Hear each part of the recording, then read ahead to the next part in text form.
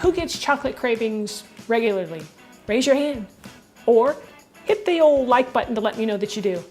Well, today I'm making a delicious chocolate smoothie that is delicious, it's nutritious, and hey, I gotta finish the saying, it'll make you ambitious. All right, so this one is made with some really good ingredients. It is very chocolatey. You're gonna think it's dessert, all right? But it's also gonna be loaded with, some protein powder and some other things that we'll go over in a little bit, and you're gonna love it.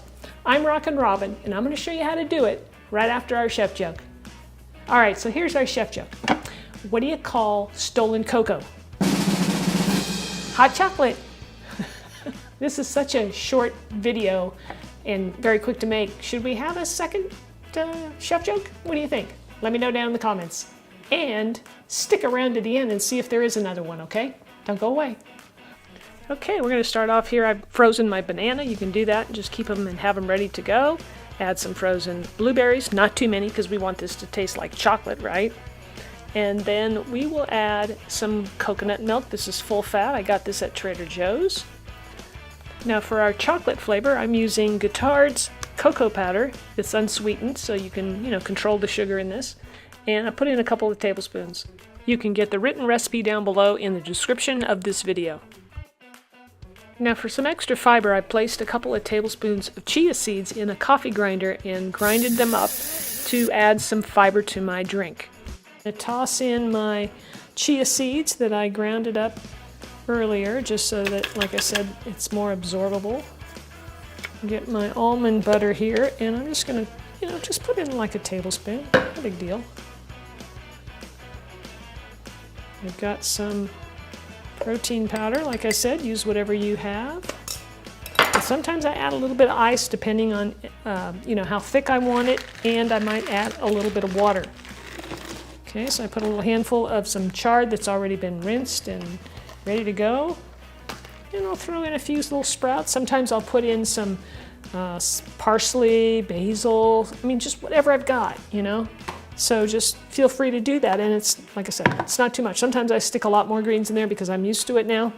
But for you guys just starting out and you want that chocolate flavor, go with that amount. I'm gonna toss in a couple of ice cubes. I'm gonna pour in just a little bit of water. And I do want it thick, so I won't put too much, and put it on the old Vitamix, and we're gonna blend away.